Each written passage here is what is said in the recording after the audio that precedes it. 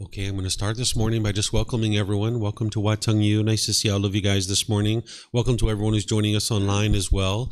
Today is what we call our Pali Canon and English study group. I'll explain to you guys what this is after our meditation because we start each class with a meditation. So if you guys would like to join for the meditation, what I do to start is I chant to ease us into the meditation. And over there on the cabinet, there's some chanting sheets, which you guys are welcome to help yourself to and get a copy of because you're going to see the chants that I'm doing. And you're going to see the English translations as well because I'm chanting in the Pali language. And the reason why I'm doing this chanting is to ease the mind down into the meditation and get more benefit out of the meditation itself. This isn't a rite, a ritual, or a ceremony or worship. It's not prayer or anything like that. In fact, during the lifetime of the Buddha, they only used chanting as a way to commit the teachings to memory. So every 2 weeks, his students would come together, recite his teachings, and this is how they would be able to remember them because everything that he taught was oral. So there isn't anything mystical or magical here with these chants. It's not a rite, a ritual, or a ceremony or worship.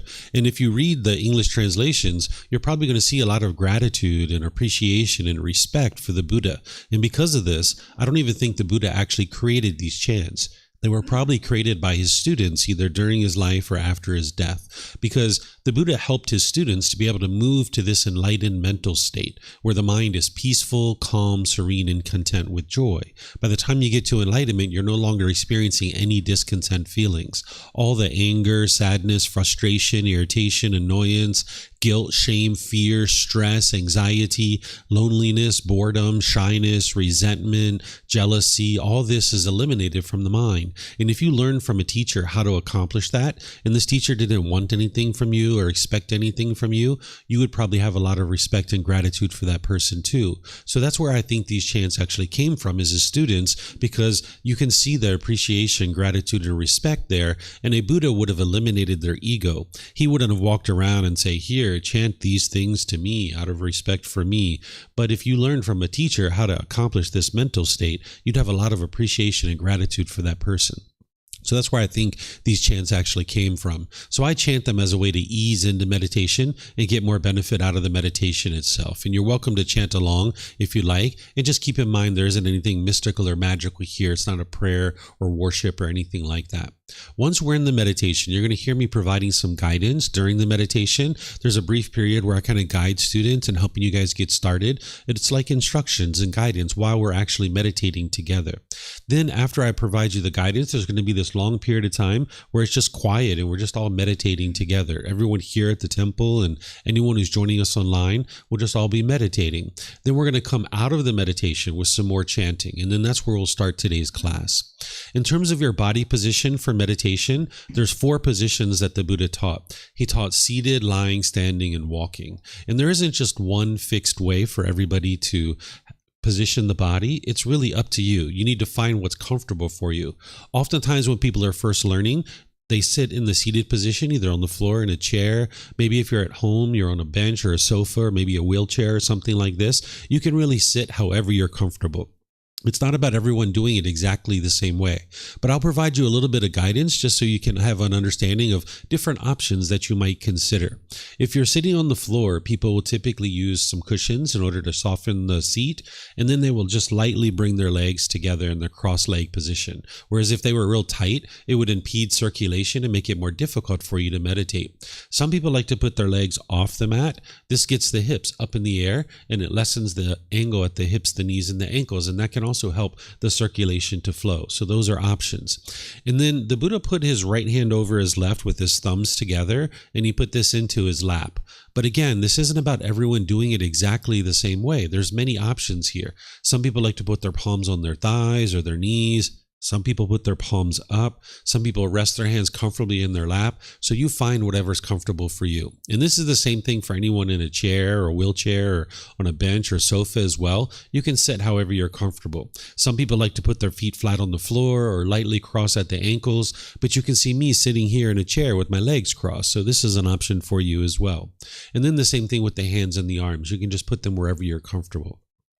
It's nice if the upper body is erect with the sternum up and the shoulders back. This will keep the mind attentive and alert during the meditation, because this is a dedicated, active, purposeful training session where you're eliminating certain unwholesome qualities from the mind and you're cultivating certain wholesome qualities. And the mind needs to be attentive and alert during your meditation. So by having the sternum up and the shoulders back, it keeps the mind attentive and alert so that you can actively train it. It also helps you to be able to breathe in through the nose and out through the nose, because your chest is more open. So again, I'm going to ease us into the meditation with chanting, which you guys are welcome to join in on, and then I'm going to come back in with some guidance.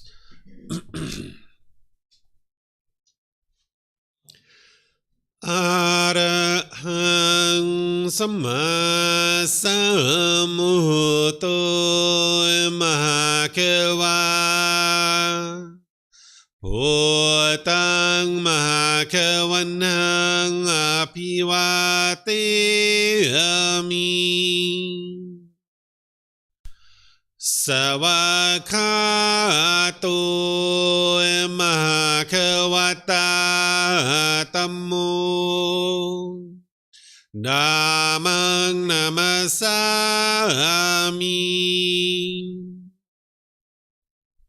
Supatipano Mahakavato Sāvaka Sangho Sanghang Namami Namo Rasa Bhagavato Arahatu Samma Sambuddhassa Namo Rasa Bhagavato Arahatu Samma Sambuddhassa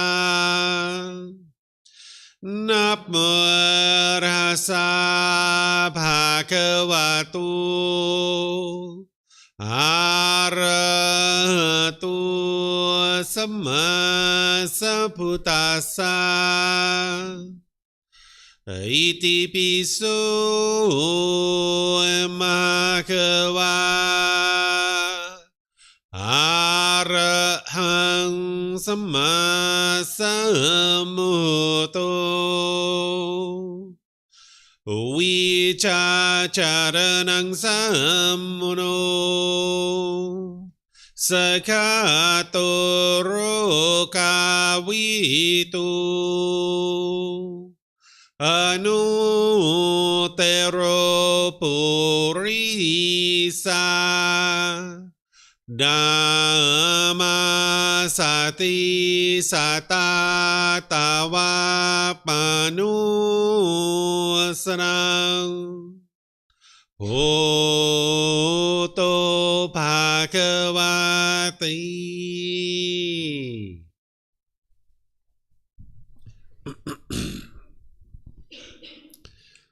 Okay, with the lower body and hands and arms comfortable, and the upper body erect, just close the eyes and start breathing in through the nose and out through the nose. Here you're just looking to establish the breath, a nice, natural, steady, consistent breath. Not forced or controlled, just a gradual inhale through the nose, experiencing the full breath. And then whenever you're ready, exhale out through the nose. Breathing in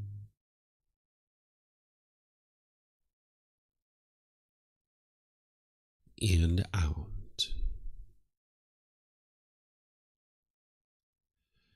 Breathing in and out.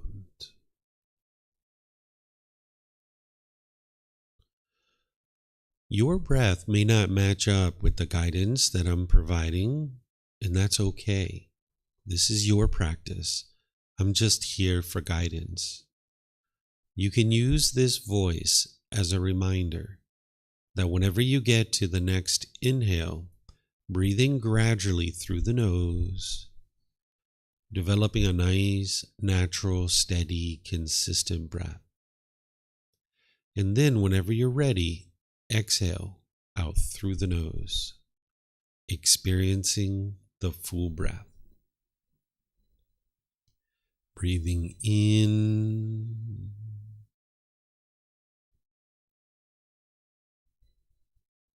and out.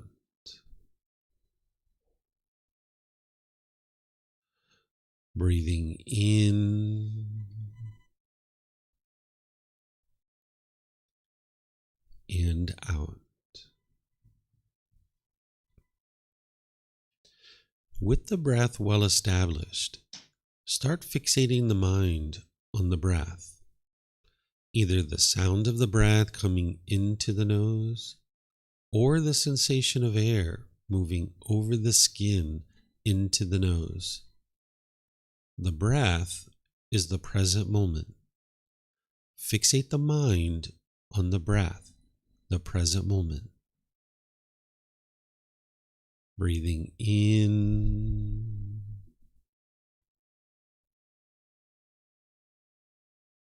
and out. Breathing in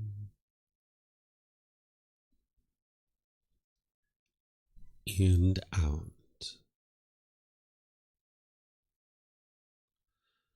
With the mind fixated on the breath, whenever you notice that it moves off the breath, cut that off, let it go, and come back to the breath, the present moment. No need to observe the thought, label it, judge it, analyze it, or even try to figure out where it's coming from. Whenever you notice that the mind is moved off the breath, cut that off, let it go, and come back to the breath, the present moment. Breathing in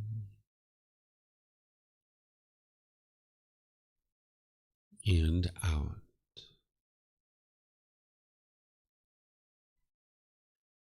Breathing in and out.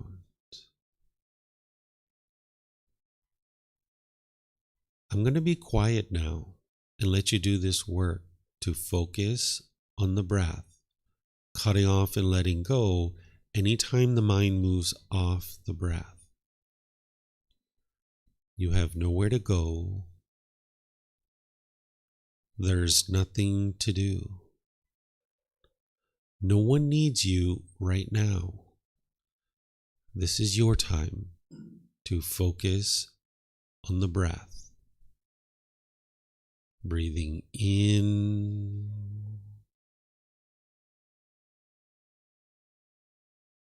and out.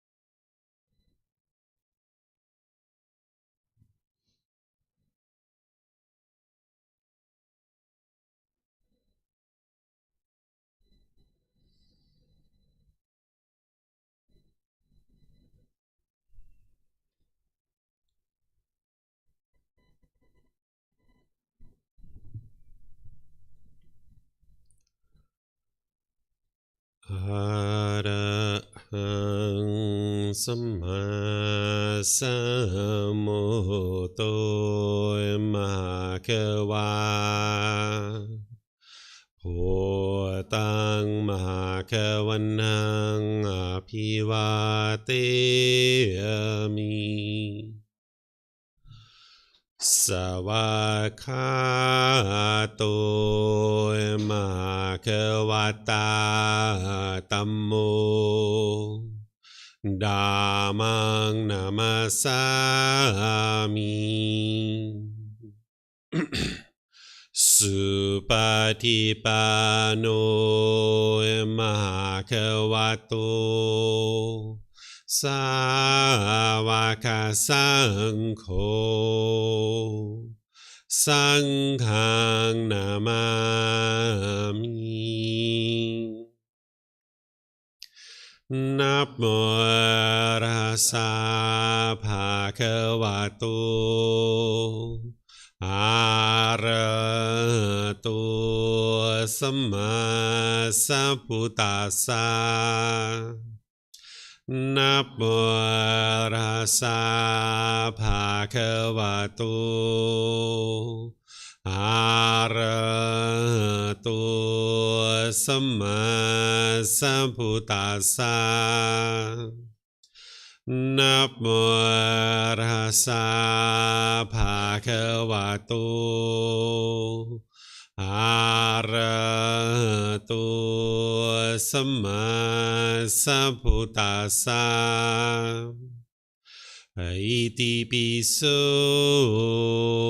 มหาควาอะระหังสัมมาสัมพุทโธ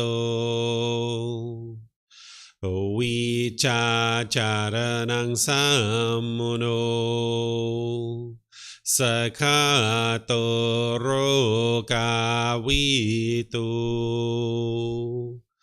อนุเตโรปุริสาธัมมาสติสัตตาตวะมนุสนังพุทโธภะคะวะติ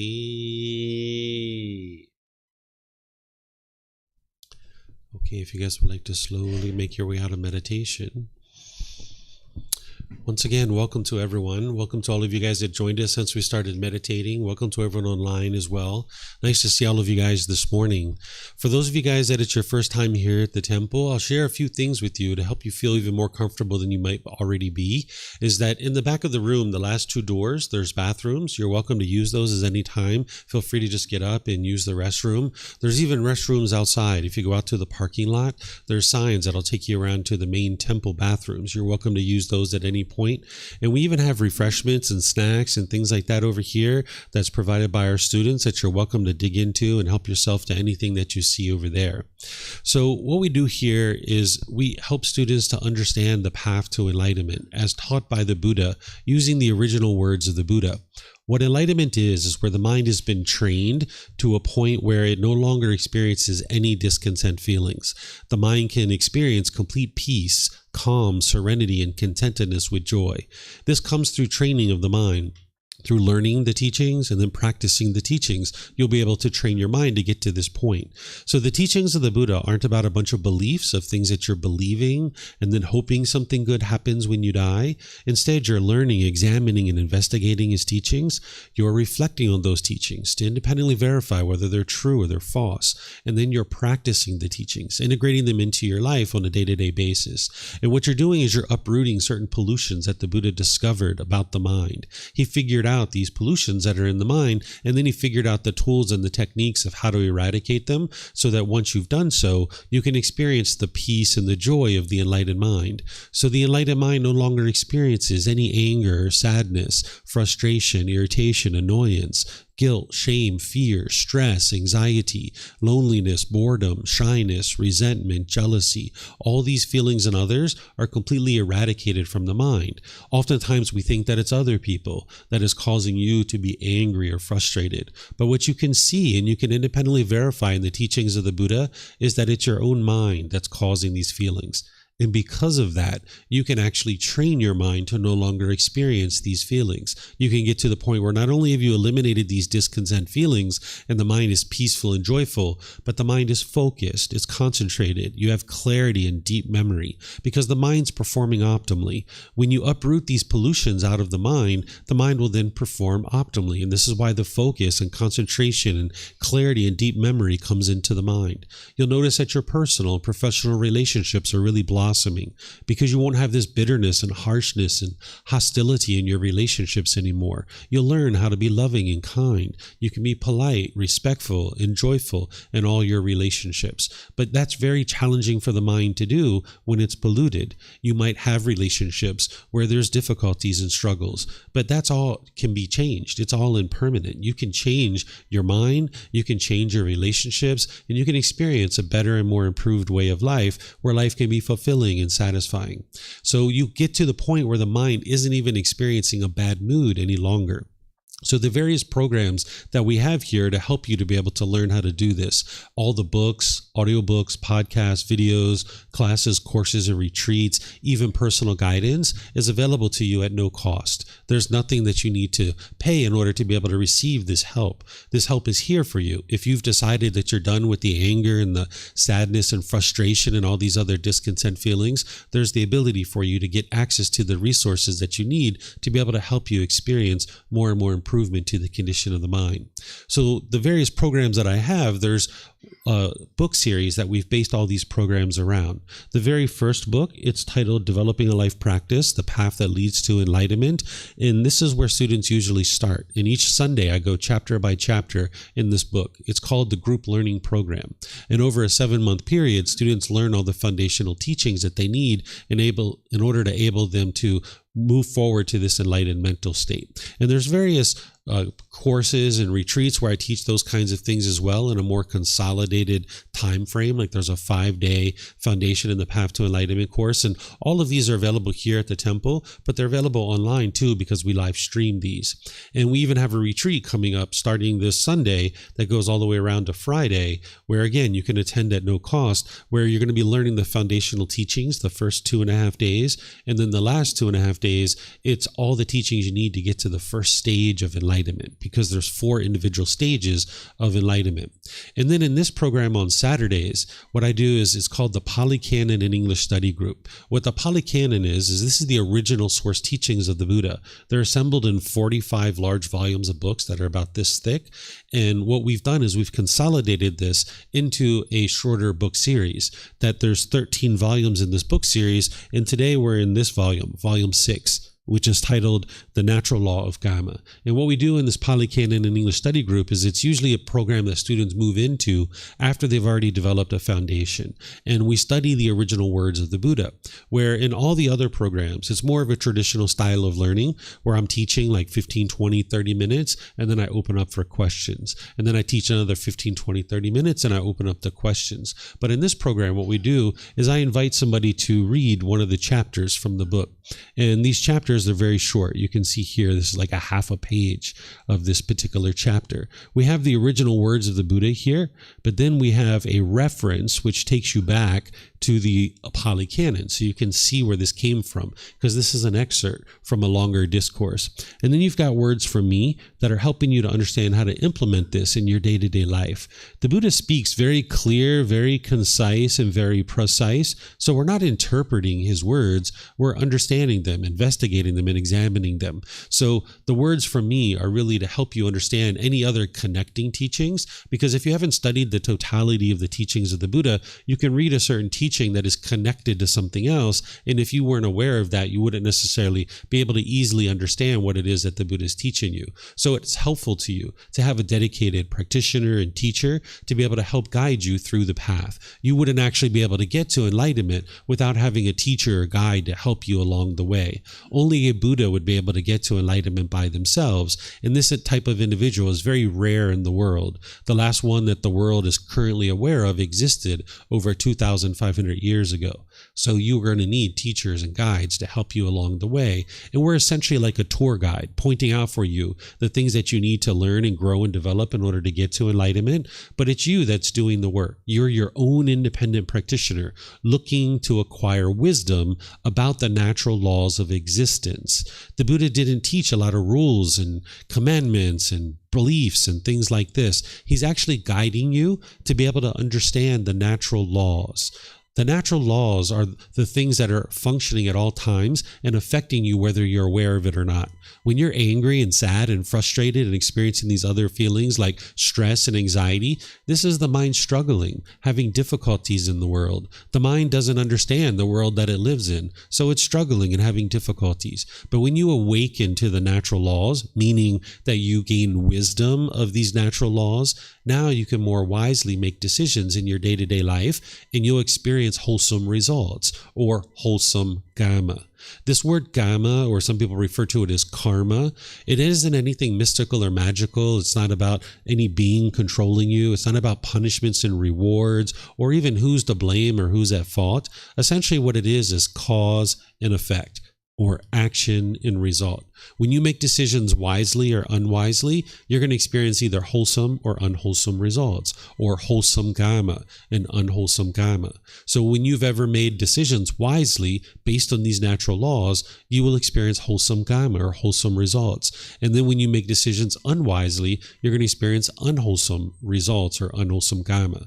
So what you're doing on the path to enlightenment is you're awakening to these natural laws through learning them, examining them, and investigating them, through reflecting on them to independently verify whether they're true or false, and then you're practicing them in order to integrate this wisdom into your life and be able to make wiser and wiser decisions. Because everything you experience in life is based on the decisions that you're making.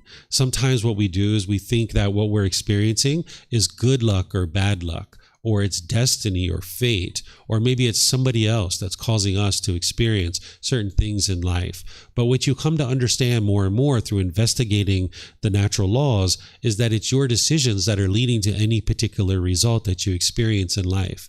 And one of the benefits of being able to see the truth in this is that if there's anything that you don't particularly care for about your life, if there's certain things that you would rather not occur in your life, all you need to do is cultivate wisdom, make different decisions, and you will experience different results. But if it's good luck or bad luck, or if it's destiny or fate, or if it's other people that are causing whatever you experience in your life, then you're locked in. You have no ability to change anything. Or if there's some being that's controlling you and forcing you to experience any particular thing in life, you're locked in. You can't do anything. You're a robot. But this isn't actually the truth. The truth of the matter is that each individual being makes certain decisions. And when you lack wisdom of these natural laws, you're going to tend to make unwise decisions, and it's going to lead to unwholesome results. But the more you awaken, the more you gain wisdom of these natural laws, more and more you can make wiser and wiser decisions, and you'll experience more and more wholesome outcomes in your life. And what you'll find that is by the time you get to enlightenment, you're only experiencing wholesome results or wholesome Kamma, because you've extinguished all the unwise decisions, that you're only making wise decisions that is producing wholesome results. So this particular book that we're studying now is called The Natural Law of Kamma. But we could really say everything that the Buddha taught in one way or another comes back to this natural law. He's showing you this cause and effect, or this action and result, and it's up to you to decide for yourself what you're going to do in your day-to-day life. And he's just helping you to be able to see what are the decisions that you can make that are going to lead to wholesome results, and what are the decisions that you could make that lead to unwholesome results. And this really empowers you to be a decision maker, where you go out into the world and you're making wiser and wiser decisions. And this is where you can get to the point where you're only experiencing harmonious relationships with all the people around you. And you get to the point where you're not experiencing anger and stress and anxiety and all these other feelings, because you live in a world that you understand. When you live in a world that you don't understand, you will struggle and you will have difficulties. But you can awaken to these natural laws, just like we did with the natural law of gravity, where we struggled and had difficulties with that when we were growing up, and we awoke to that wisdom, and now we don't struggle with the natural law of gravity anymore. When we were children, we struggled with that natural law. We fell down, we hit our head, we bumped our elbows, we broke our toys. But now we can ride bicycles, we can climb ladders, we can get on airplanes and fly all over the world because we fully awoke to that natural law of gravity. We have wisdom of that natural law of gravity. So the mind needs to do the exact same thing with all these other natural laws, including the natural law of Kamma. So this first chapter, chapter 11, I'll invite anybody here at the temple or anybody who's joining us online through Zoom to be able to read this. All you need to do if you would like to read or ask questions during our class is come up here to the front. We've got some microphones in the white bowl, or we can just pass them around because we have people online that are joining us, and if you use a microphone here at the temple, we'll be able to hear you at the temple, but they'll also be able to hear us online as well. All you need to do is press the gray button. You're going to see the lights come on, and then you hold it up to your chin, and then you can speak, and we'll be able to hear you here at the temple, and they'll be able to hear you online, whether you'd like to read or whether you'd like to ask questions. And for those of you guys online, if you're in Zoom and you would like to read, you can just electronically raise your hand. I'll see that. Unmute your microphone, and then we'll be able to hear you here, and they'll be able to hear you throughout the live stream as well. And then when we get to the question period, same thing here. If you guys could use the microphones, and then those of you guys online, you can put your questions into Facebook, YouTube, or Zoom in the comment section. I'll be able to see that, and you can get your question answered that way. Or in Zoom, you can electronically raise your hand and ask any questions that you like. Because what I'm going to do is after somebody reads this, I'm going to share some teachings on that for just like 5 or 10 minutes or so. And then I'm going to open up to all the questions that you guys have. So if you get one of these microphones, you can just keep it with you because you might have more than one question, or someone around you might have a question, and you can just share the microphones around the around the room. So is there anybody who would like to volunteer to read this first chapter? Looks like Pat's going to volunteer for that. To do an action. Rahula, when you intend to do an action with the body, you should reflect upon that same bodily action thus. Would this action that I intend to do with the body lead to my own harm, or to the harm of others, or to the harm of both? It is unwholesome bodily action with painful consequences, with painful results. Or is it an unwholesome bodily action with painful consequences, with painful results?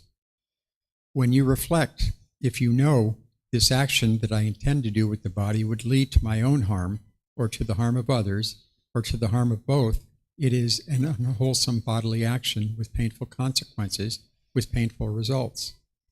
Then you definitely should not do such an action with the body.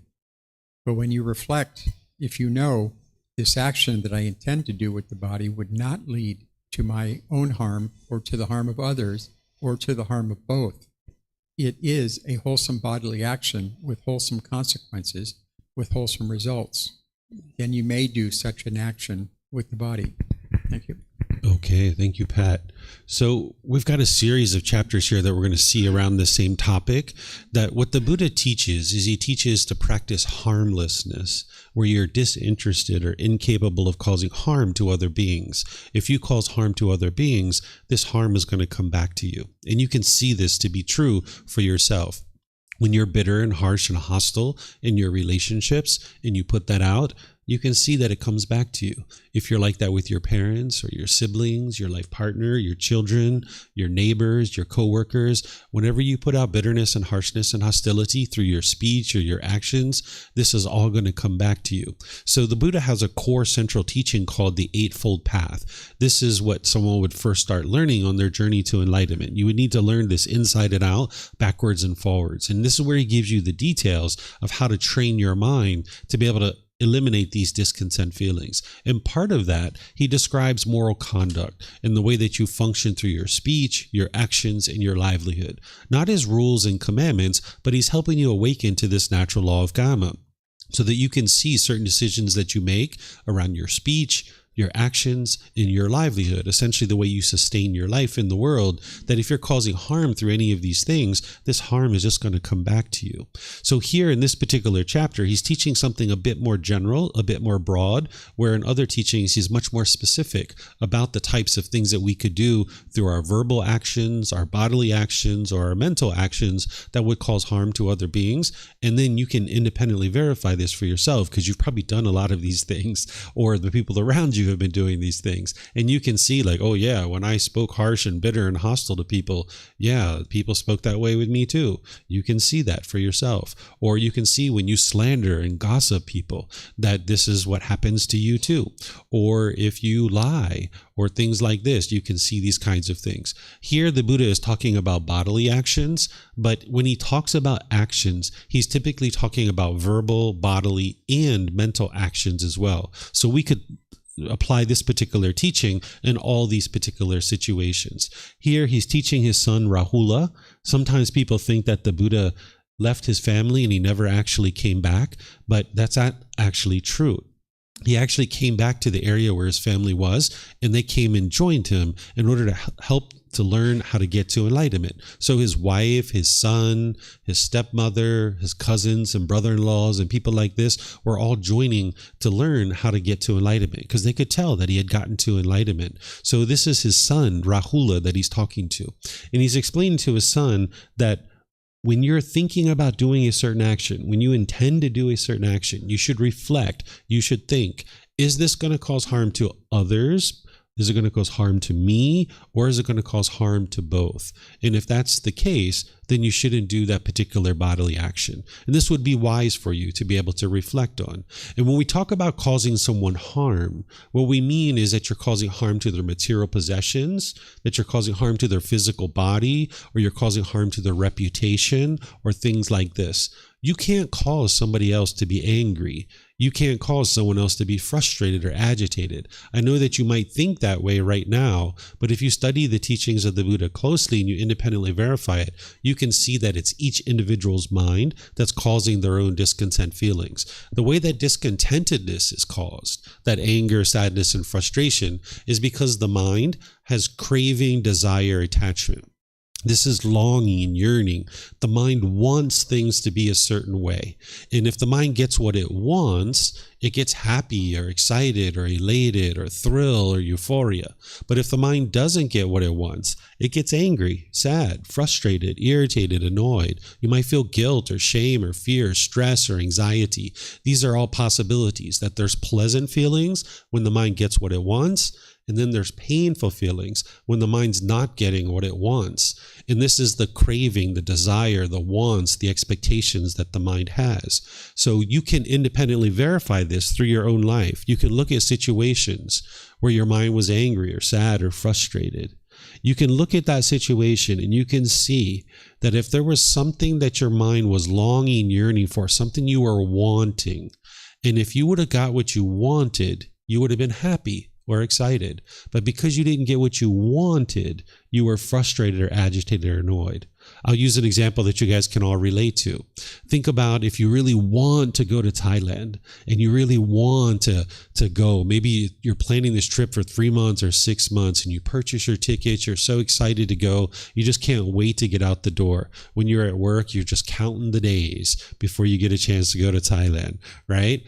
Well, now you're so excited. You got your bags packed. You go down to the airport and your flight is delayed or it's canceled. Oh, you're so angry, you're so frustrated, right? The mind is craving, it's longing, yearning to go to Thailand. It's wanting to go to Thailand. It's craving this permanence. It's wanting this aircraft to be permanent. In reality, you live in an impermanent world.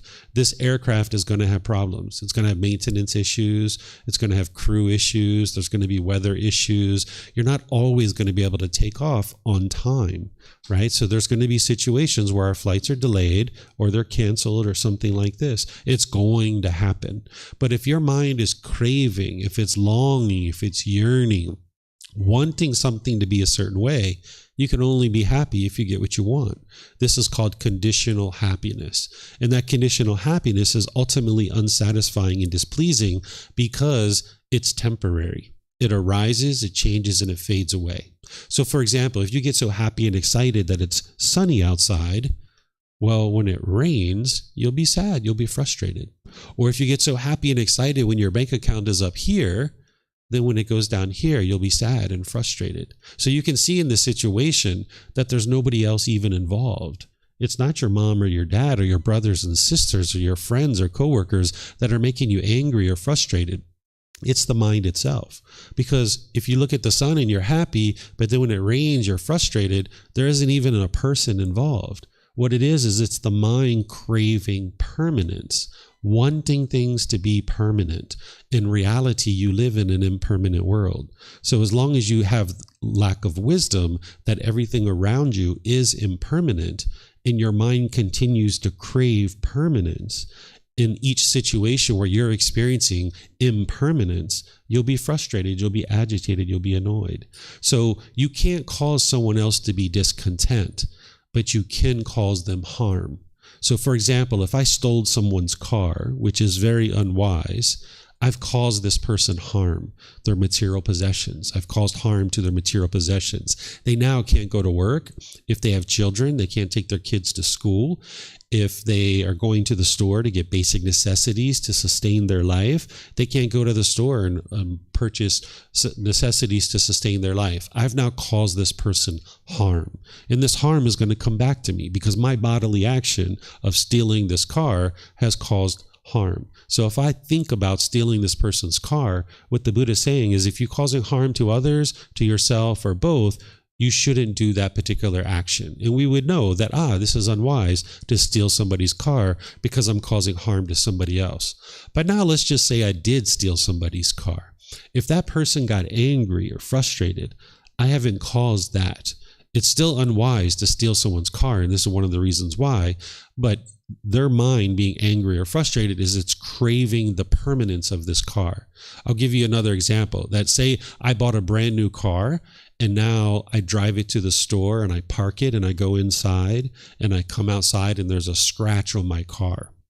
If I got frustrated, it's not the scratch that's causing the frustration, and it's not the person who scratched the car. They're not the ones causing the frustration. What's causing the frustration in the mind is the craving, the desire, the wanting this car to be permanent. Now, we aspire to never scratch someone's car. When we walk through parking lots, we're not interested in scratching someone's car. So I'm not talking about what's wise or unwise here. What I'm talking about is what's causing the mind to be discontent in this situation. Well, it's the craving, the desire, the attachment. It's the longing, the yearning, wanting this car to be permanently beautiful, where this car is impermanent. It's going to get scratches. The paint's going to fade. The upholstery is going to get ripped or torn. So as long as this mind is craving permanence, then it's going to experience discontentedness. It's either going to get those happy, pleasant feelings when everything's going the way the mind wants, but then because of impermanence, you're going to experience things that are different than what the mind wants. So now you're going to experience the frustration and agitation and annoyance. So it's important to understand the difference between harm and discontentedness. You can cause people harm. And oftentimes because they are unenlightened and they're craving permanence, when you cause someone harm, they are going to get angry. They are going to get frustrated. And now that's what's coming at you, right? So by you choosing not to cause harm to other beings through your intentions, your speech, and your actions, now you can practice in such a way that people are going to be more and more comfortable in being around you. They're going to feel more harmonious when they're around you, and you'll see your relationships really improve and really blossom because you're not causing harm to others. But if you cause harm through your intentions, your speech, and your actions, now people are going to not feel so comfortable being around you, and you'll find that you have difficulties in your relationships. So the Buddha is teaching you how to cultivate this wisdom above and beyond the things that he teaches you about this natural law of Kamma in the Eightfold Path, because he doesn't give you a complete list of every single thing that could cause harm in the Eightfold Path. He's basically giving you the the structure, the framework of which to understand how to get to enlightenment. And then he teaches other teachings that are going to kind of fill that in. And this is one of the ways to cultivate wisdom, that if you're out and about in the world and you're thinking, hey, I would like to spit on the street, for example. Maybe you're at the Sunday night walking market and you're feeling this urge to spit out on the street. And you can think, is this going to cause harm to others? Is it going to cause harm to me? Or is it going to cause harm to both?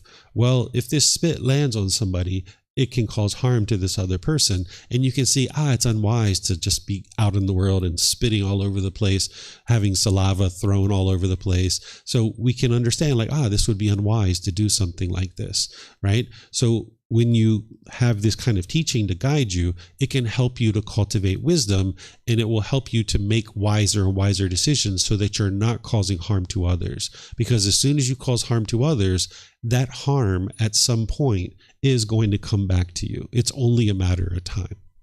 Okay, so any questions on this particular chapter? Remember, you can ask them here using the microphone, or online. You can put them into Facebook, YouTube, or Zoom in the comment section, or you can raise your hand in Zoom and ask any questions that you like. So yes, Drew.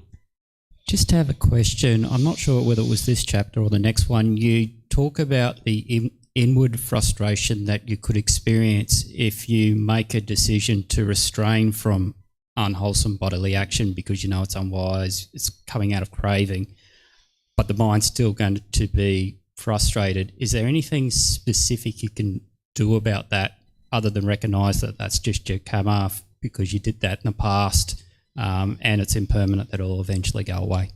Yeah, whenever you notice discontent feelings starting to arise, if you've trained your mind with the meditation that we just did this morning and you do that consistently, you'll develop your 4 foundations of mindfulness, where you'll notice that arising discontent feeling as a bodily sensation first, right? You might not have that awareness right now, but what you can develop over time is awareness of the bodily sensations.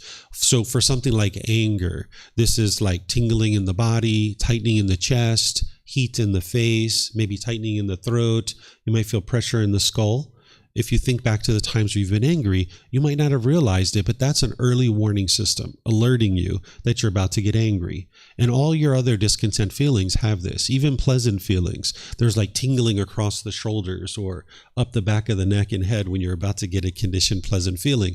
We, in some cultures, call that warm fuzzies, right? Where you have these little warm fuzzies that are coming about. So before you get a conditioned feeling, there's going to be some bodily sensation. And that's where you'd like to cut it off and let it go there.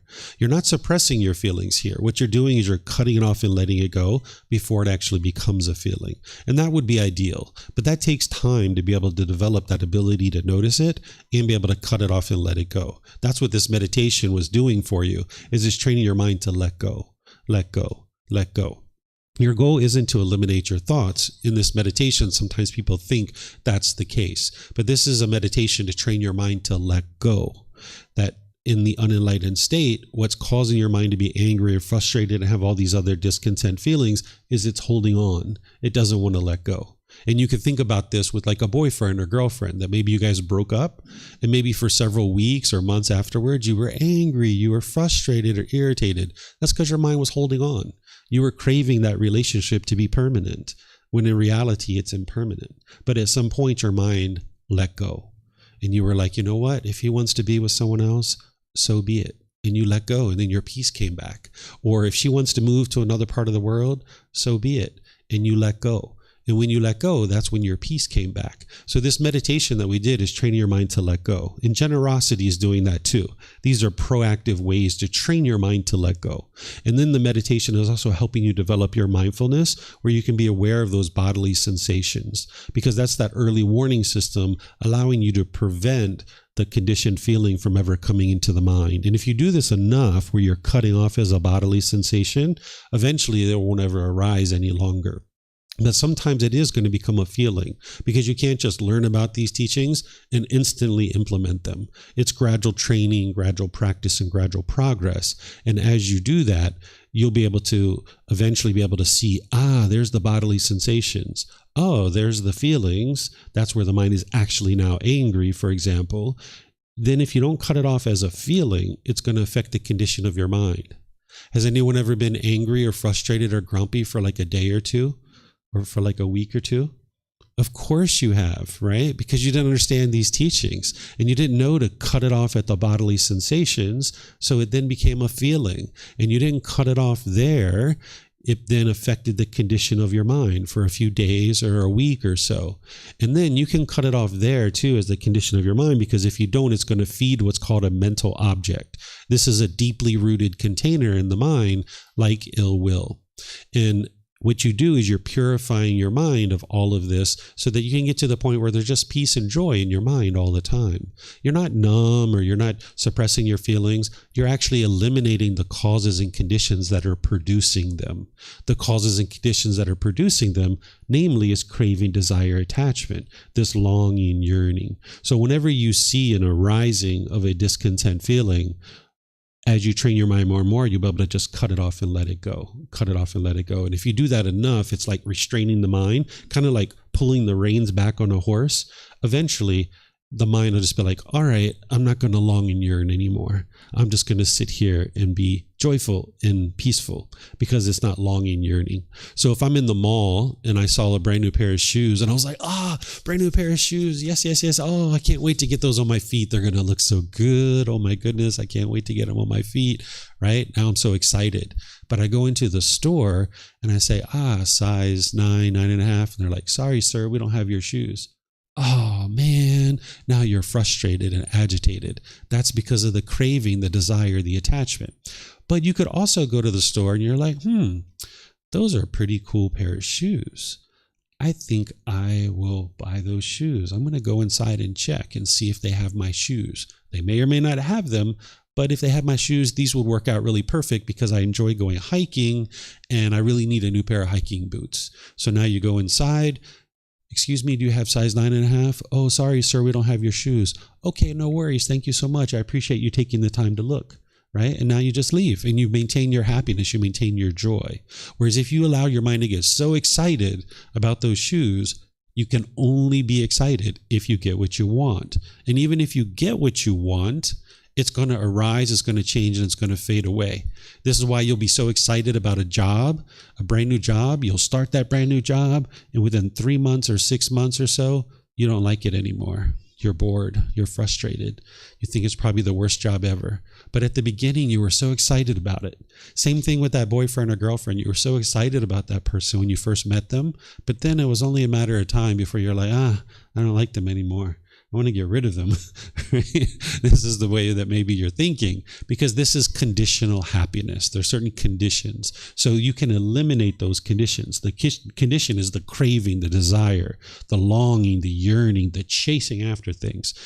But if your mind was all the way on the other side, where you could care less about what's going on in the world and what's happening in your life, you're not going to be peaceful and joyful there either. So you need to come to the middle, where you're gradually pursuing things as a goal, as an objective or an interest, and you're not forming your inner feelings on whether you accomplish that thing or not, that you can just gradually work towards it. So having the mindfulness or awareness of mind to cut off as a bodily sensation, that's the real key with all of this. Any other questions you guys have? I'm going to check online and see if we have any questions. Okay, I'm not seeing anything online either. Okay, let's go to the next one. The next one is very similar. Is there someone who would like to read this? Drew? Sure. If anybody would like to read, you're welcome to come up and grab a mic. Also, Rahula, while you are doing an action with the body, you should reflect upon the same bodily action. Thus, does this action that I'm doing with the body lead to my own harm, or the harm of others, or the harm of both? Is it an unwholesome bodily action with unwholesome consequences, with unwholesome results? When you reflect, if you know this action that I am doing with the body leads to my own harm, or the harm of others, or to the harm of both, it is an unwholesome bodily action with unwholesome consequences, with unwholesome results. Then you should suspend such a bodily action. But when you reflect, if you know this action that I am doing with the body does not lead to my own harm or the harm of others or to the harm of both, it is a wholesome bodily action with wholesome consequences, with wholesome results, then you may continue in such a bodily action. Okay, thank you, sir. So this is while you're actually doing something that you can reflect on whether this is causing harm or not. And if so, the Buddha is saying you should refrain from doing that. You should stop doing that. So not only with the bodily action, but you could do this with speech too. Like say you're talking to your life partner, your children, or your coworkers. You might be mid-sentence and realize that what you're saying is unwise to say. You can cut that off and be like, you know what, I'm so sorry. And you can just change the subject, or you can change what you're talking about, or just change your word choices. So you don't have to continue with a thought if you know that you're mid-sentence and while you're doing something, it's actually causing harm. You can stop that thing. Or say you're in the process of, let's just keep with the example of stealing. Say that you're in the process of stealing something and you're right in the middle of it. And you're like, oh my goodness, what am I doing? I'm stealing this from somebody. Let me stop this right now. You could stop and realize that it's unwise. And that's what the Buddha is helping you to be able to understand. Again, there's other teachings where he goes into detail about very specific things that are harmful, but here he's kind of giving you a more generalized teaching because he doesn't teach you every single thing that could cause harm in the world. You need to be able to move to this higher consciousness, think through your thoughts and what you're doing on a day-to-day basis and decide whether or not this is harmful or unharmful. And one of the things that we were talking about last night at the game night. We had a game night here where we were playing games, and it was a social event, and lots of students who were coming, and people were bringing food and pizza and things like this. And somebody said, hey, can we eat on the carpet? They were looking to me and asking my permission because we just remodeled this place. It didn't used to look like this, and it looks really nice. They were like, hey, can we eat on the carpet? I said, it's up to you. You can do whatever you like. Because here in Thailand, if you cause harm, then you correct that harm. If you cause harm to somebody, then you do something in order to fix it. So if I went to a temple and I spilled something on the floor and it caused a stain, I would try to remove that stain as best as I could, and maybe even, get some soap or whatever and try to remove it. But if I couldn't remove it, I would just purchase them a new carpet. Because I'm the one who caused the harm, I need to fix it, right? I can't just leave the harm in the world because this harm is going to come back to me if I allow this harm to continue to exist. So that's what I said to them. I said, you can do whatever you like to do here in Thailand. If we cause harm, we just fix it. We just, repair that harm because you need to clean up your unwise decisions, essentially, is what I was saying. I didn't say it in that level of detail. So the Buddha here is helping you to be able to see that if you're in the middle of doing something and you're causing harm, you would like to refrain from doing that. So keeping with this example, if I was on the carpet and I was eating pizza and I spilt some pizza on the carpet, right away I would try to clean that up and remedy it. And then I would probably move off the carpet and go eat somewhere else rather than continuing to cause that harm, right? So this is the way that you can learn to be able to have the wisdom to make wise decisions that isn't leading to harm. So do you guys have any questions on this one? No questions? Okay. So let's go to the next one, which again is very similar to this one. Anyone would like to read this one? Rachel? Yeah, go ahead.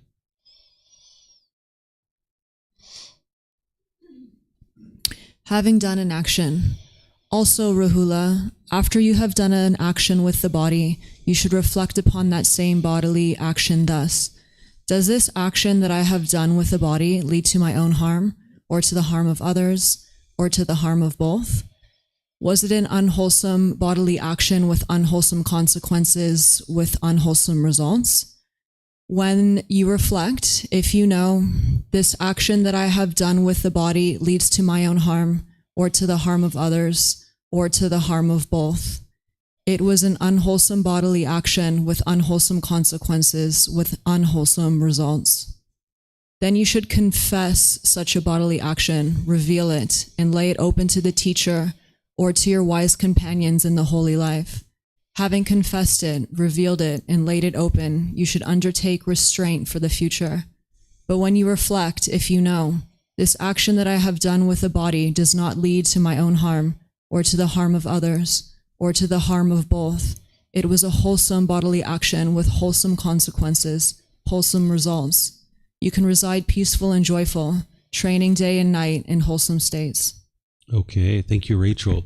So this is one of the ways you cultivate wisdom, that after you've done something, you can reflect and look backwards and ask yourself, have I caused harm to others? Have I caused harm to myself? Or have I caused harm to both? And what the Buddha is saying is, if that's the case, that you have caused harm in this process of your verbal or bodily actions, that he's suggesting you go talk to your teacher and help to get the help that you need. He's here, this translation is you should confess, but for anybody who's been in a Catholic environment, it's not that type of confession, right? It's a matter of going to somebody who has more wisdom than you about the path to enlightenment and about the natural laws, and you say, hey, teacher, I punched my boss in the face the other day, and now they would like to fire me, and I'm in a lot of trouble. Do you have any suggestions here of how I can improve this? Right? You're not confessing. You're not giving a punishment or a penalty. You're not going off into the church pew to do Hail Marys or anything like that. But it's a matter of cultivation of wisdom. If you come to your teacher and you just tell your teacher all the wonderful things that are going on in your life, okay, that's one thing to talk about, but the real use and the real value of having a teacher is that you can share with that person in a confidential way of all the struggles and all the difficulties that you're having in your day-to-day life. And that teacher's there to be able to help you, much like you might think of a therapist. A Buddhist teacher is essentially like that. And we follow a certain moral conduct where we don't go out and share with other people the things that you're challenged with. So students sometimes come to me and tell me that they're addicted to pornography, or they have they're doing a lot of masturbation, or they're addicted to drugs or alcohol or things like this. You can imagine any number of things that you can think about in the world. People have come to me and talked to me about that, and then I help them to be able to understand how to overcome that particular challenge. And that's one of the benefits of having a teacher. So that's what the Buddha is talking about here, is that you go seek guidance from somebody who knows more than you. He talks about the teacher or your wise companions in the holy life, because that's where community comes in. That sometimes, yeah, you go talk to your teacher, but in other cases, you're going to have relationships with different members of the community, and you can probably get help from those individuals too, because we have thousands and thousands of people that are part of our community. And as you come around more and more, you'll get to know those different people, build relationships, and you'll see that those people have wisdom about these natural laws too, because they might have been learning with me for a number of years. So that's what the Buddha is talking about here. And then if you reflect and you know that this action has not caused any harm to others, to yourself, or both, what the Buddha is saying is you can know that this is a wholesome bodily action. And one of the benefits of knowing the natural law of Kamma is what he's saying here, is that you can reside peaceful and joyful.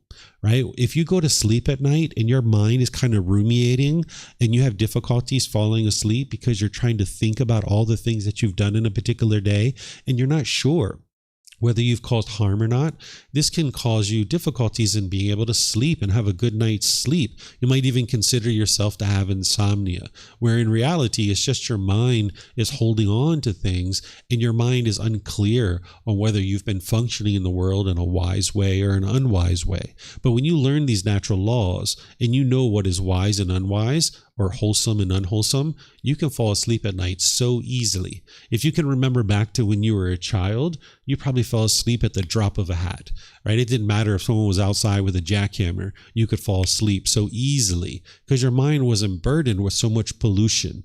As children, we have a lot less pollution in our mind. And as we age, we take on this conditioning, we take on this pollution of our mind. But you can actually get back to the point where you purify your mind. And once again, you'll be able to sleep like a baby. No matter what's going on, you can fall asleep so easily because your mind's not ruminating about what you did in your day and whether or not you caused harm or not. You'll have confidence that what you did in your day didn't cause harm to anyone, and now you can be at ease and you can be peaceful and joyful. That's what the Buddha's talking about here. So any questions on this particular chapter? Yes, ma'am. If you could get a microphone, or if we could pass one back to her. She's all the way in the back. We have microphones here.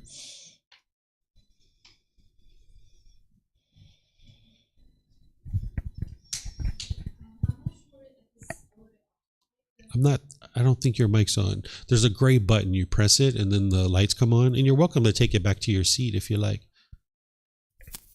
working? Oh, There you go. working now. I'm not sure if it's a little bit out of topic, but sometimes I find myself because I'm aware that nothing is permanent, and maybe have the desire, have the crave, just as you said, have the crave to like hold on to it forever is basically impossible. So that will push me to another extreme and say, not dare to embrace a relationship, or sometimes I feel like all the love, all the companion will be gone someday anyways. So sometimes I will hold on to myself and say, okay, don't put too much emotion to it, don't put too much effort to it, and just always look at the negative side and say everyone will leave me.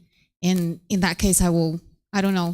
I feel like maybe, is there a way to balance these two sides and try to, because I feel like if I'm too afraid of the negative emotion, I will also lose the possibility of have some positive emotions as well. So how to balance these two, I guess. Sure. Several things to talk about here.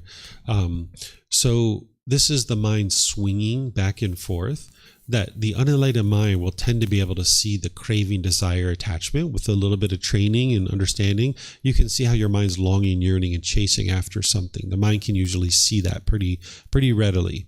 And then when the mind starts pulling back from that and it starts being restrained, typically what happens is the mind swings all the way to the other side, which is what you're talking about, where you're kind of indifferent and you're like, it's all going to leave me anyway, so why even like pursue it to begin with?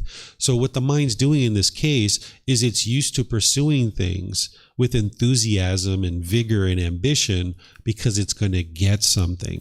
I'm going to get those pleasant feelings. And that's what the mind's after. It's chasing those pleasant feelings. And now when the mind realizes like, I'm not going to get those conditioned pleasant feelings, so I'm just going to sit over here and be dull and lethargic. And that's what the mind sometimes does. But there's this middle way where you can train your mind to gradually work towards goals and objectives, realizing that all these things are impermanent, but it's a wise decision perhaps to have friends and relationships in your life, but understand that they're impermanent.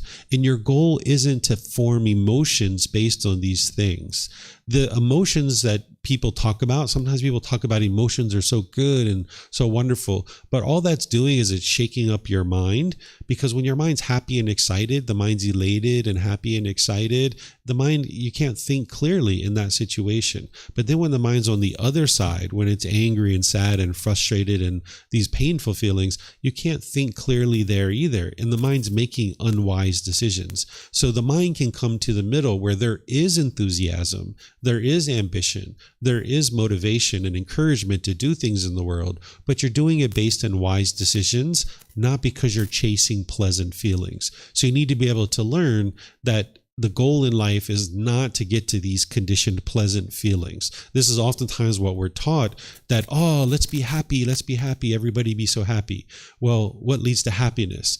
People are like, money, or a new car, or a bigger house, or a nicer job. So people will chase those things. And then when you get that nicer car, you're happy for about 6 months or a year, but then it fades away.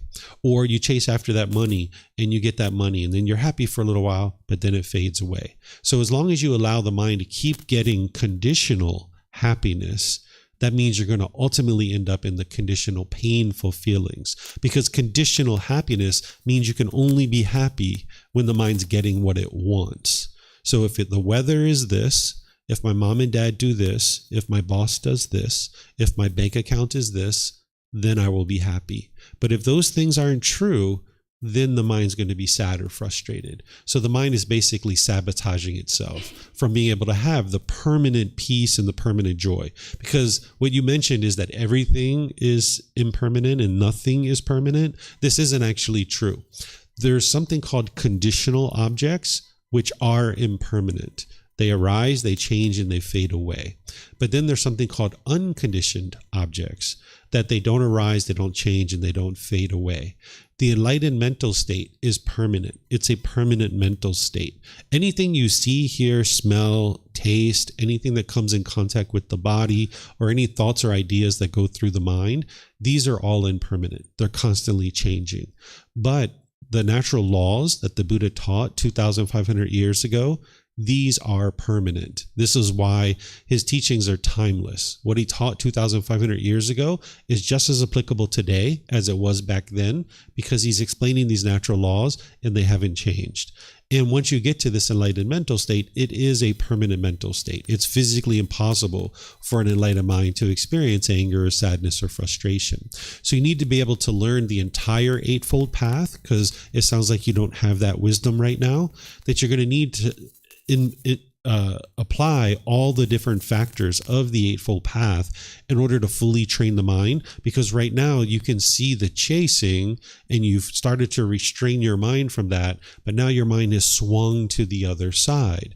You haven't figured out how to walk the middle way, which is the Eightfold Path, to gradually train your mind to be able to get to the point where it can pursue things as a goal, objective, or interest. It can have relationships, but it doesn't get attached to them. Because right now, when you get attached and you hold on to something, you get pleasant feelings for a little bit. But then when you don't get what you want, like a relationship's over, you get the painful feelings. And the mind oftentimes thinks the way to solve this is to not have any relationships, is just push everybody away. But that's not the actual solution. That's the other side of the coin. Either I'm going to hold on to it really tightly, or I'm going to push it away. And that's not where the peacefulness is. The peacefulness is in the middle, where you can have a relationship, but understand it's impermanent and people are going to be coming and going in and out of your life. And that's okay. Because if you never grab onto it and try to crave it to be permanent, then you can be happy regardless. So for example, we started out with a certain number of people in this class. There was a bit more people that were here when we first started. And now there's been some people that have left. If I craved for everybody to stay here and I was craving permanence, when people get up and walk out, I'd be disappointed. I'd be frustrated. I'd be irritated or annoyed. But because I understand impermanence, some people came here and they were only planning to meditate, and that's it. They didn't know that there was a class. Maybe they've planned to go to an elephant sanctuary, or maybe they plan to go get something to eat, or maybe they got a text message that their friend needs some help. So they chose to get up and leave. They're not being rude. They're not being disrespectful. They just have something else they need to do. And this is impermanence. So if I came here with the thought that I'm only going to teach if everybody stays, lock the door, Pat, lock the door, right? I'm only going to teach if everybody stays, then you would be frustrated, agitated when people got up and left. So it's the same thing in your personal life, whether it's a coworker, a neighbor, a friend, or a family member. These people are going to be coming and going, and you just need to be comfortable with learning to enjoy the time that you spend with them. And then when they're away, you can enjoy that too. But if you're attached to them, that means you can only have fun and be happy when you're with them. And then when they're away from you, you can't be happy. This is because the mind is bound up and it's attached. The mind's feelings are being formed whether this person is with me or not. And this is what every unenlightened mind is doing, is it's like, if you're with me, I will be happy. But if you're away from me, I'm going to feel miserable and sad. This isn't love. This is actually attachment. This is craving, desire, attachment. And you might experience this with boyfriends or girlfriends, where when you have that person with you and you're in a relationship, you feel so happy. But when they go on a business trip or they go away from you, you feel miserable. This isn't the love. This is the mind holding on and craving permanence. So you can have relationships and enjoy those relationships, but as soon as you want something in return and you're not getting it, you'll feel painful feelings. And that's where you'll get to the point where you're like, what's the use? I'm not even getting what I want here. So why even have the relationship? So you need to be able to have relationships where you don't want or expect anything in the relationship. And that's just something that your mind hasn't learned how to do yet. And that's part of the training, that you learn how to have relationships without wanting or expecting anything from the individual. And this is where you can get free, because no matter what happens, you can be completely comfortable. Mm-hmm. You have a question, Jack? Yeah.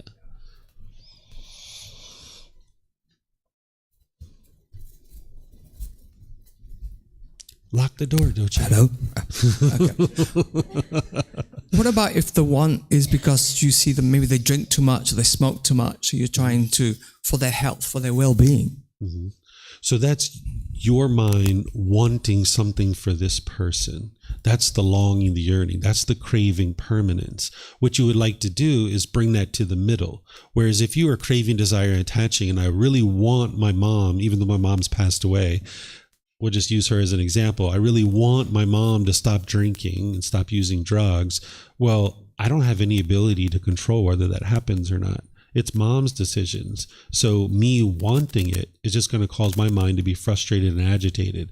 But if I was all the way on the other side and I could care less about what happens to mom, you're not going to be peaceful and joyful there either. So the middle way is to have loving kindness and compassion. Loving kindness is a genuine interest in seeing all beings be well. And compassion is the concern for the misfortune of others. Part of loving kindness, having a genuine interest in seeing all beings be well, is to understand that person's wellness is based on their decisions. It's not based on my decisions. And part of having a genuine interest in seeing all beings be well is to not put your expectations on another person and trying to force them and control them to be a certain way. That everybody needs the freedom to make their own decisions. So as soon as your mind is longing, yearning, and wanting this person to be a certain way, they're not going to be that way. Because of impermanence, everybody's different. So you can maintain your interest to see mom, in this example, stop using drugs and alcohol. And if mom ever has a little window of glimmer and she would like to talk about it, sure. Hey, mom, it would be really wise for you to stop doing this. And I'm willing to help you to be able to accomplish that, but you need to do the work, right? So you can choose to do that without being angry and frustrated and agitated. You'll actually be way more successful in those situations. But this path isn't about changing other people. It's about changing your own mind. Okay, so I don't see any other questions anywhere. So let's move to the next chapter. Let's move to the next chapter. This is chapter 14. This will probably be our last chapter for today. Would somebody like to read this one? Steve? Yeah, go ahead, sir.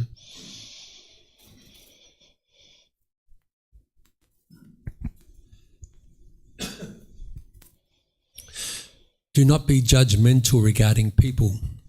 The perfectly enlightened one said to the Venerable Ananda, by reason of the female household practitioner, Mikasla states disagreement to the fortunate one that her father Purana was celibate, living apart, abstaining from sexual intercourse, but her paternal uncle Isiddhata was not celibate, not abstaining from sexual intercourse, but lived a contented married life. When they died, the fortunate one also declared they attained to the state of a once returner, and having been reborn into the Tusata group of heavenly beings. Judgmental people compare them, saying, this one just has the same qualities as the other, so why is one worse and one better? This will be for their lasting harm and suffering. In this case, a person who is sweet-natured and has listened, learned, comprehended theoretically, and found temporary freedom is better and finer than the other person.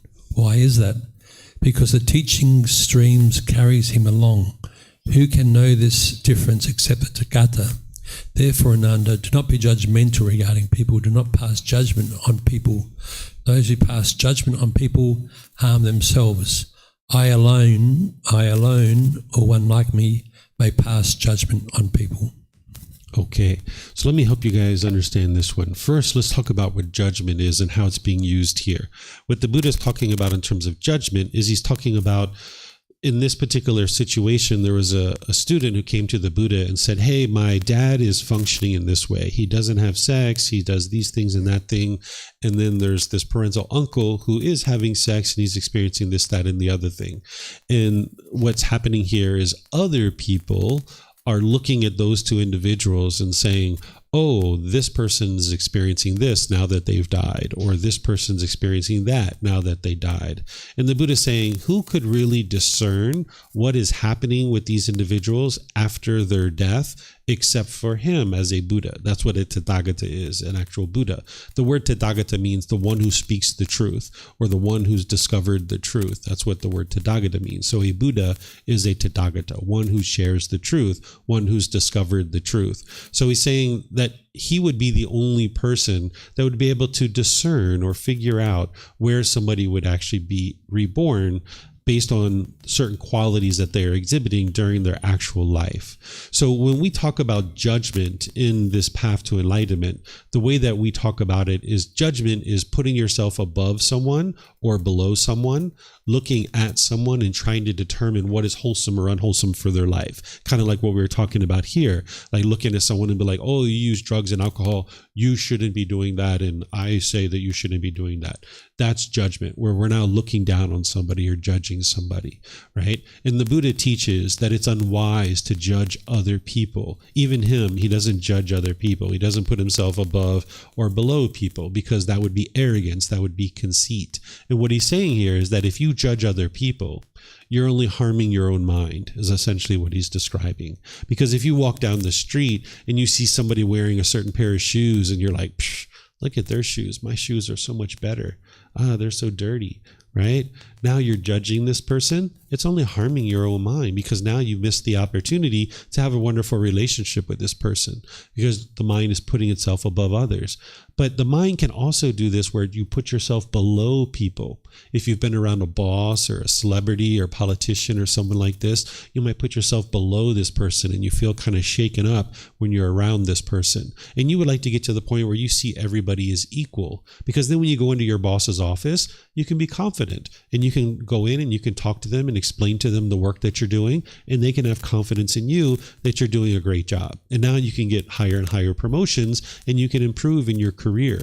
Whereas if you went into your boss's office and you were all shaken up and timid, you're not going to be able to perform as well. So when you have conceit in your mind, which is one of the pollutions that the Buddha discovered, conceit is where the mind is judging other people, looking at someone, looking down at a being, looking up to someone, putting yourself above or below them. This is the arrogance, the pride, the boastfulness. And where this comes from is in our past, when we were all in the animal world, we needed that conceit. We needed to know who's the alpha male and who's the alpha female in our wolf pack, because they're the ones who are teaching us how to hunt and how to survive. If we didn't know who the alpha male and alpha female was, we wouldn't be able to survive.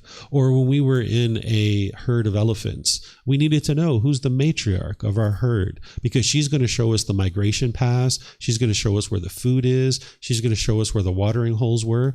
If we didn't know as an elephant who's the matriarch, who's above us, we wouldn't have actually survived. So when we come into this human world, we often maintain this conceit where you go into a social environment and now you want to look for this pecking order of where you are in this pecking order. And this is just causing harm to your own mind. So the Buddha teaches you to eliminate this conceit out of the mind, so that the mind is no longer measuring and comparing and feeling as if you're superior or inferior to the people around you. You would like to just look at everybody as equal. So the king of Thailand, he serves a certain role in the world, right? And in Thailand. But the person who's outside sweeping the streets, they perform a certain role too. And these people are all very important in the community. It's not that one person is more important than the other. They just perform different roles. We enjoy having a king who's making wise decisions, but we also enjoy having a person who's making wise decisions about sweeping the streets too. We like clean streets, right? So everybody's equal, and that's what the mind needs to be able to get to. Where other people might be measuring and comparing, and they might be judgmental, but that's harming their mind. You would like to get to the point where your mind isn't measuring and comparing. And this is where, when you see that coming up, you would like to cut it off and let it go. Where you see your mind starting to judge other people, cut that off and let it go. You're walking down the street, you see somebody, you start noticing the mind is judging that person, cut it off and let it go. Restrain the mind. And the more that you do this, eventually your mind won't do it anymore, because it's been trained not to do this. It's kind of like if there was a post or a pillar and there was these animals that were tied to it with a rope, and they were pulling and pulling and pulling and pulling, they would pull for a while. They would keep yanking and pulling, but eventually they would realize they're tied to this post and pillar, and they would just sit down calmly by that post and that pillar. Your mind's the same way. It's going to keep pulling and pulling and pulling. But if you keep yanking it back and yanking it back, cutting it off, eventually it's just going to sit there and be calm and be peaceful and be joyful. And that's what you would like to do as it relates to this conceit, but also all these other aspects of the mind too, that whenever you see the mind doing these unwholesome things, is cut it off and let it go. Train your mind to be able to cut off. That's what the breathing mindfulness meditation is doing for you, and that's what the generosity is doing for you, is train your mind to let go. So here, the Buddha is talking about something other than what we describe as judgment. This word judgment probably isn't the best word, although this last part is actually really helpful if we think about judgment in the way that I just described it to you. And he's saying, do not be judgmental regarding people. Do not pass judgment on people. Those who pass judgment on people harm themselves, right? That's what he's basically saying, right? He doesn't judge other people. He doesn't look down on them. Okay, so any questions on this particular chapter? Anything you guys would like to ask? Yes, ma'am.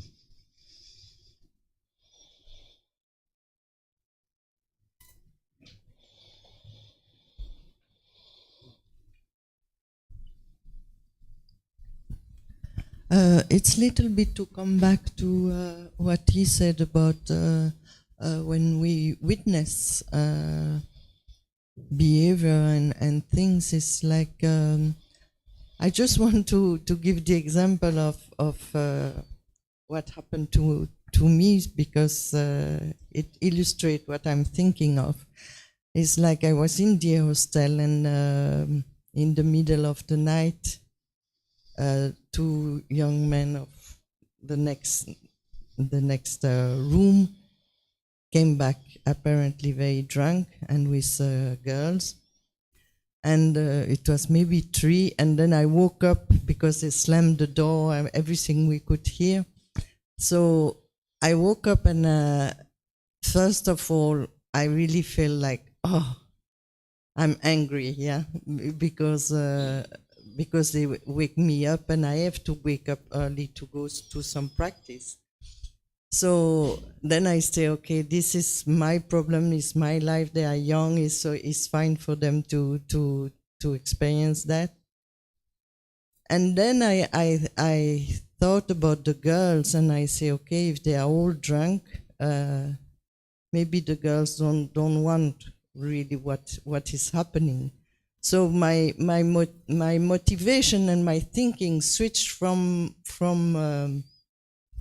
judgment their behavior to thinking about my own happiness of having a good sleep to wake up early, to actually their well-being.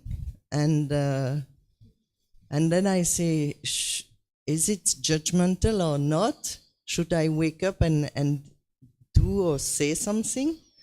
And so actually I went out, and I just went to them. 2 of them were still outside, and I say, are you okay? And for the girls, is it really voluntary that you are here?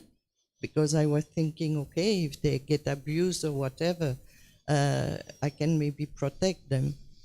So when I read all those 4 chapters, I think there, in any action and any things, there are a lot of things happening, and it can switch from one thought to another, and from judgment to having the thought of caring the people. And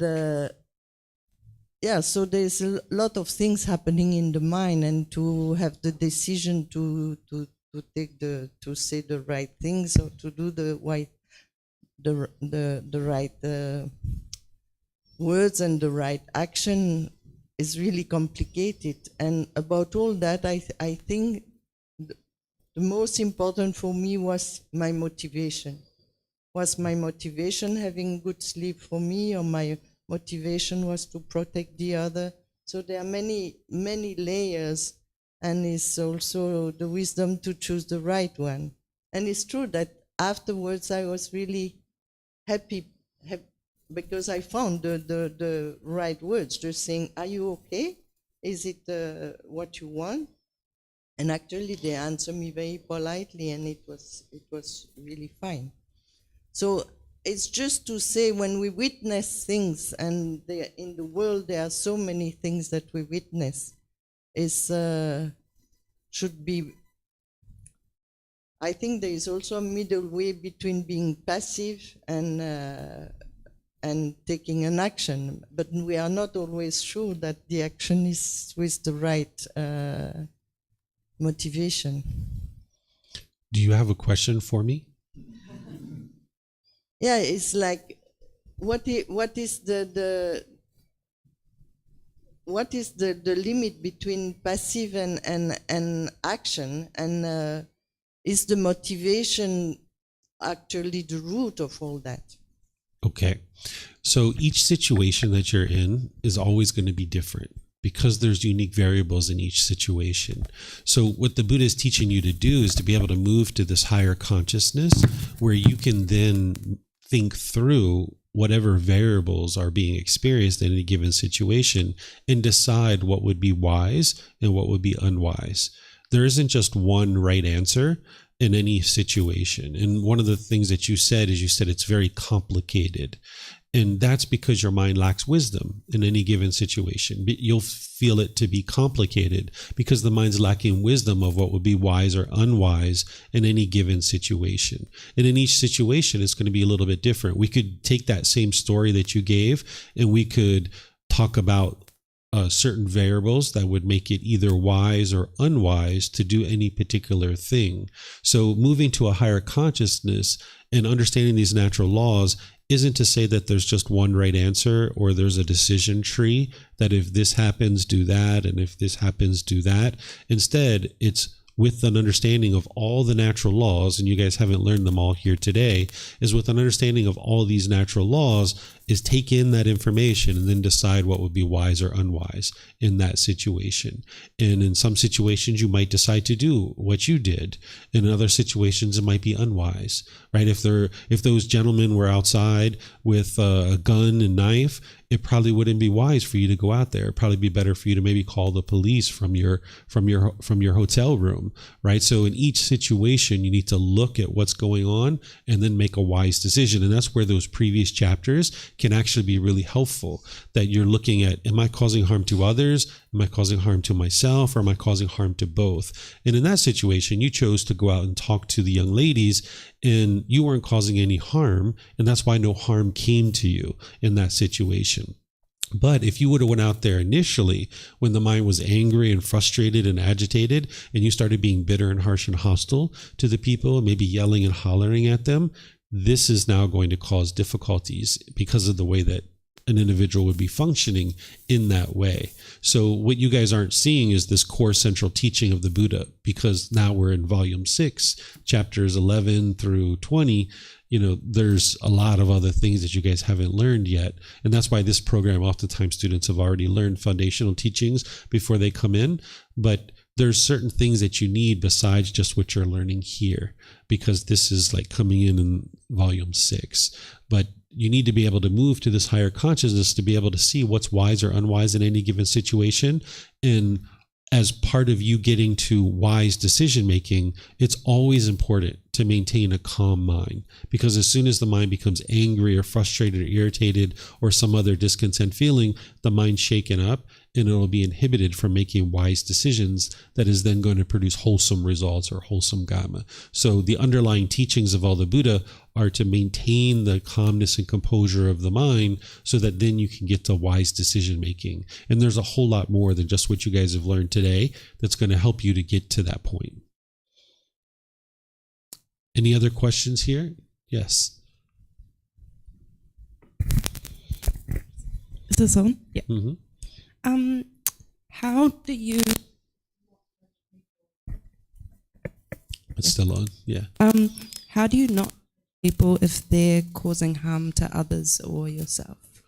it's important to understand that anytime you see anybody doing something harmful, you've done that exact same thing in this life or some previous life. And rather than judging that person for their lack of wisdom and them choosing to do something harmful, instead have compassion for them, which is concern for their misfortune. It's so unfortunate that this person doesn't have the wisdom to understand that what they're doing is harmful. And now, rather than judge them, just look at them with compassion, which is concern for their misfortune. And be thankful that you have the wisdom to know that that's unwise to do it, but we don't need to look down on somebody else, because maybe you have a certain wisdom that someone else doesn't have, but that doesn't mean that we're better and they're worse. It just means that our wisdom is different in certain situations. And this will help you to not judge other people, is to realize that, yeah, I've done that exact same thing before at some point, and there's no need for me to judge them, because it's just going to cause harm to your own mind of being judgmental. Because if you judge other people, then you will typically judge yourself too. And you'll kind of have this inner dialogue where you constantly are judging yourself and knocking yourself down when you're doing unwise things, where instead you would like to keep your mind uplifted and bright and radiant. So by judging others, that's why the Buddha says you're actually harming yourself, because you're going to be judgmental toward yourself, and now you're going to be degrading and diminishing, and that inner dialogue is going to degrade you. And this is what you would like to get rid of out of your life. Mm-hmm. Yeah. Any other questions?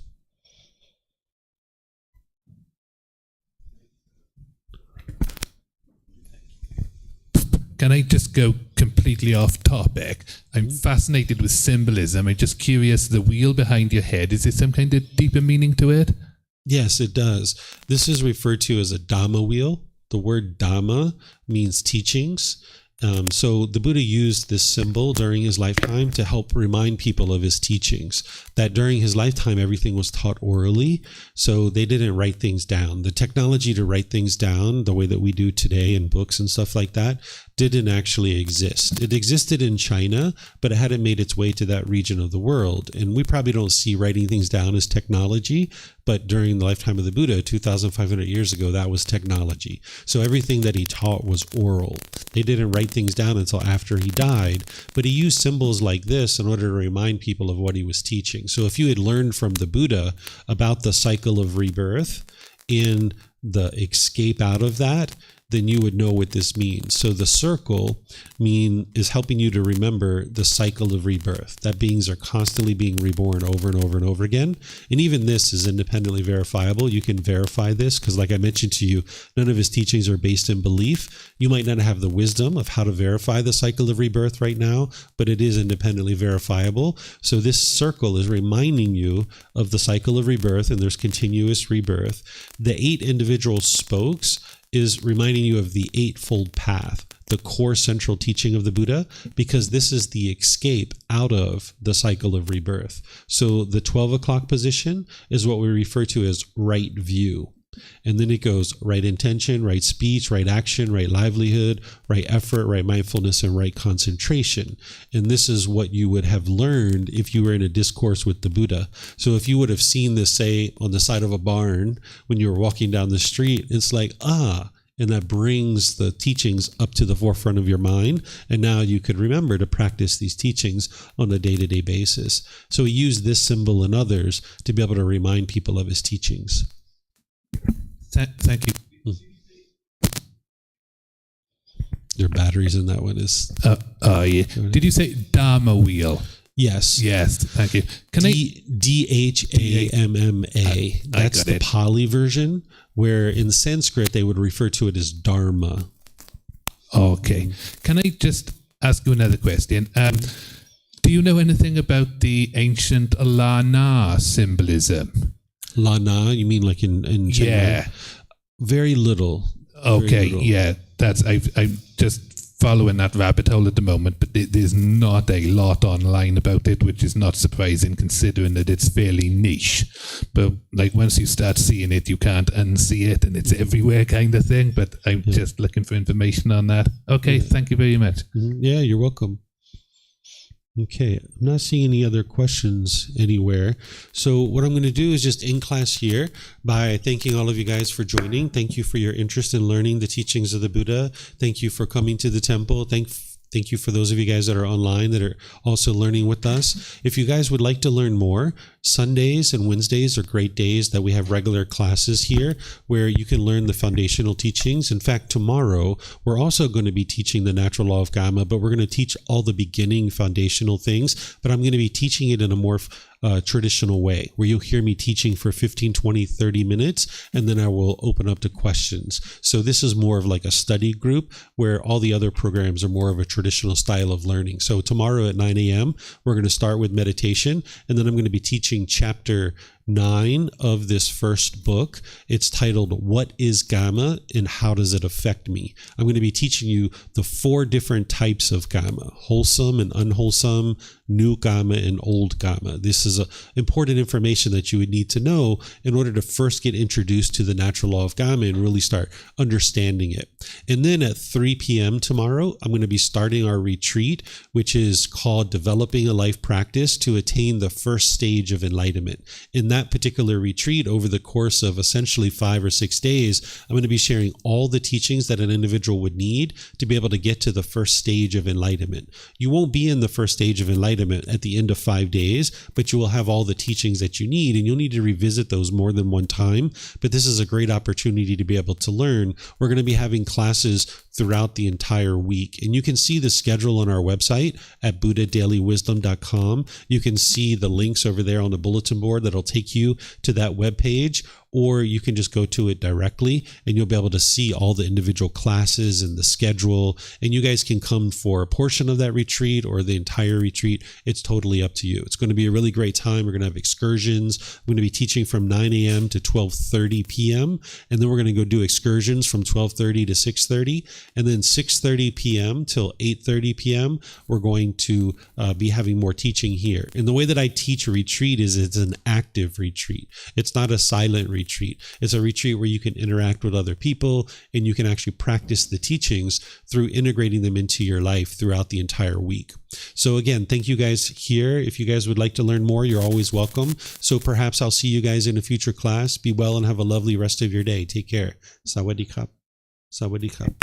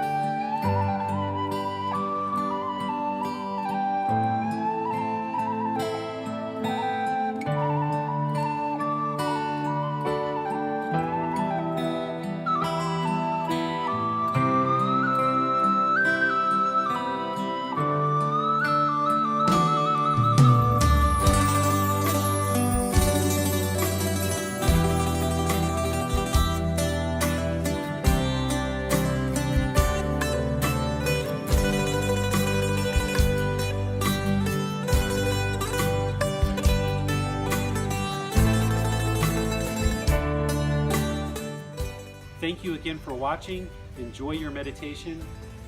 Look forward to seeing you online and answering any questions that you might have. Thank you so much.